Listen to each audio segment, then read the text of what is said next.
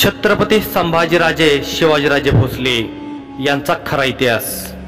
छत्रपती संभाजीराजे भोसले आणि अकबर हा औरंगजेबाच्या अत्यंत लाडक्या राणीचा दिलरस बानूचा मुलगा।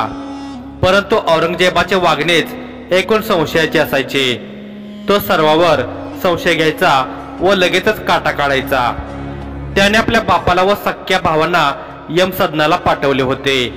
त्यामुळे अकबर लाडका असूनही एकमेकांचे पटणे अवघड होते।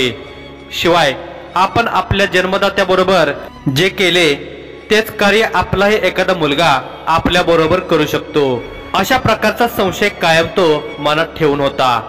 त्यातच औरंगजेबाविरुद्ध राजपुतण्यातील राजपुताने उठाव केला व बापाशी बेनसलेल्या अकबराला आपल्या बाजूने ओढून घेतले। दुर्दैवाने फासे उलटे पडले व लढाई न करताच औरंगजेबाने राजपुतांना आपल्या अफवा पसरवण्याच्या अपप्रचाराच्या तंत्रामुळे रणमैदानातून पळ काढावा लागला।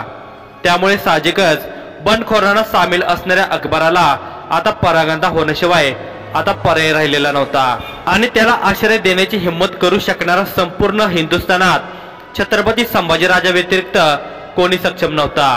कारण अकबराला शरण देणे म्हणजे औरंगजेबाच्या सामर्थ्याशी टक्कर घेणे, पंगा घेणे। त्यामुळे दक्षिणेत किंवा उत्तरेत अकबराला आश्रय देण्यास कोणी तयार नव्हते। म्हणून तो थेट संभाजीराजांकडे आला व त्याने संभाजीराजांना पत्र पाठवले। पत्राचा तर्जुमा काही खालीलप्रमाणे होता। अल्लाह तालाच्या मेहरबानीने दिल्लीचे तख्त मला मिळाले तर नाव माझे राहील, परंतु अंमल मात्र संभाजीराजे तुमचाच असेल। आलमगीर बादशाह हा माझा बाप असला तरी तो तुमचा आणि माझा दोघांचा कट्टर दुश्मन आहे, हे ध्यानात घ्या। त्यामुळे आपल्या दुश्मनाचा खात्मा करण्यासाठी आपण दोघे एक होऊ। संभाजीराजाने अकबराला आश्रय देण्यापूर्वी अकबराची पूर्ण माहिती काढून त्याचा अंतस्थ हेतू जाणून घेतला, परंतु लगेच आश्रय देण्याचे टाळले। 15 ते 20 दिवसाने अकबराकडून शरण मागणारे आणखी एक पत्र राजांना आले। नंतर मात्र शरण मागणारा अकबर असली आहे किंवा नकली याबाबतची पूर्ण शहानिशा करून खरोखरच तो आपला बापाविरुद्ध बंड करून आल्याची खात्री केल्यावरच त्याला आश्रय देण्याचे कबूल केले। परंतु राजाने अकबराच्या संपूर्ण हालचाली टिपल्या जातील यासाठी त्याच्या भोवती गुप्तहेरांचे कडेच उभारले होते। राज्य चालवताना तेवढी सावधानता बाळगावीच लागते। परंतु अकबराच्या स्वागत सन्मानात कसलीही कुचराई कमीपणा राजाने ठेवलेला नव्हता। एका विद्यमान छत्रपतीने दिल्लीच्या भावी शहाशहाचा केलेला तो सत्कार एखाद्या बड्या राजाला शोभेल अशाच प्रकारचा होता। संभाजीराजे व अकबर हे वयाने जवळपास समानच होते। दोघांचेही वय त्यावेळी फक्त 24 वर्षांचे होते। शिवाय अकबर हाही संभाजीराजाप्रमाणे कुटुंबातील चौथा राजकुमार होता। शिवाय जसे संभाजीराजांच्या मातोश्री राजांच्या लहानपणीच वारल्या त्याचप्रमाणे अकबराची आईही तो लहान असतानाच वारली होती। राजांनी पूर्ण विचारांती शहानिशा करीत अकबराला आश्रय देव केला होता। अकबराच्या स्वागताची पूर्ण जबाबदारी हिरोजी फर्जंदावर दिली गेली। स्वराज्याचे प्रतिनिधी म्हणून अकबराची भेट झालेली पहिली व्यक्ती म्हणजे हिरोजी फर्जंद। यात हिरोजी फर्जंदांना फोडून अष्टप्रधानांनी राजांच्या व सेनापती हंबीरराव मोहित्यांच्या गैरहजेरीत बंड करण्याचा डाव टाकला होता व संभाजीराजांना ठार मारण्याचा बेत आखला होता।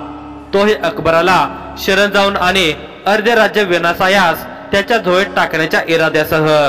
अण्णाजी सोमाजी व महाराणी सोयराबाई हिरोजी फर्जंद या सर्वांनी या कटाची आखणी केली होती व त्यात चिटणीस बाळाजी आवजींना जबरदस्तीने सामील करून घेतले होते। त्यांच्याच हस्ताक्षरात अकबराकडे पाठवण्यासाठी खलिता लिहून घेतला होता।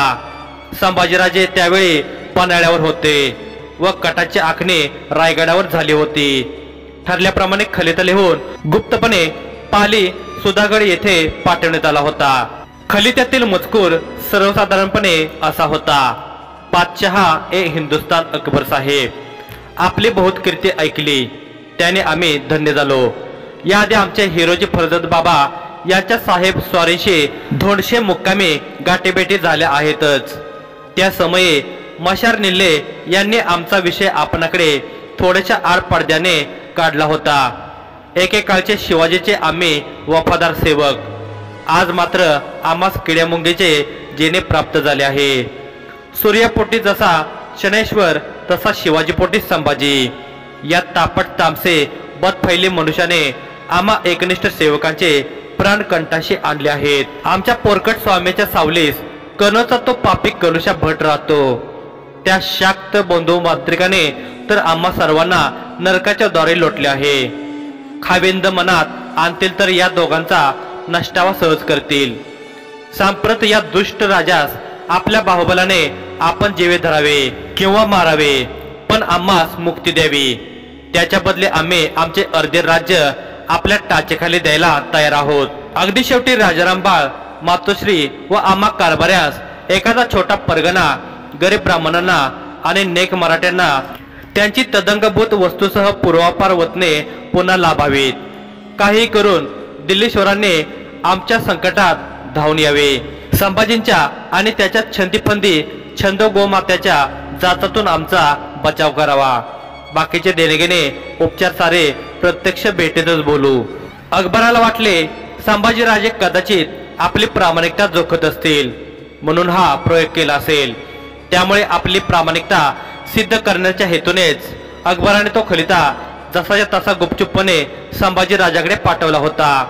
परंतु संभाजी राजांनी अशी कोणतीही परीक्षा पाहणारे पत्र पाठवले नव्हते हे अकबराला माहीतच नव्हते।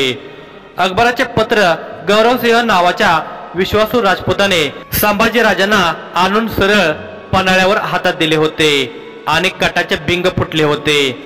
संभाजी राजांना कट करून जिवंत मारण्याचा हा एकंदरीत कारभाऱ्यांचा हा तिसरा प्रयत्न होता, तोही उघडा पडलेला होता। आता मात्र कठोर शिक्षेशिवाय पर्याय उरलेला नव्हता। राजाने लगेच पन्हाळा सोडला व कटवाले अकबराच्या भेटीसाठी जेथे थांबले होते तेथे सुधागडला वाऱ्याच्या वेगाने निघाले होते। परंतु संभाजीराजे थेट सुधागडावर येत असल्याचे कटकाऱ्यांना चंद्रप्रकाशात दिसले व त्याने पळून जाण्याचा प्रयत्न केला। तेव्हा राजाने त्यांचा पाठलाग करून सर्वांना अटक केली। जुन्या जाणत्या लोकांचा विचार जाणून घेतला व त्यानुसार सर्वानुमते ठरले राजद्रोहाची शिक्षा ही देहांत प्रायश्चित्त असली पाहिजे, नाहीतर पुढे आणखी धोका होणार। राजाच्या जीवितच धोक्यात येणार असेल तर वादळ जागेत शमवावे लागेल। त्यानुसार कटात सर्व सहभागी असणाऱ्यांना राजाने धोंडशाच्या माळावर हत्तीच्या पायी तुडवून शिक्षा दिली होती।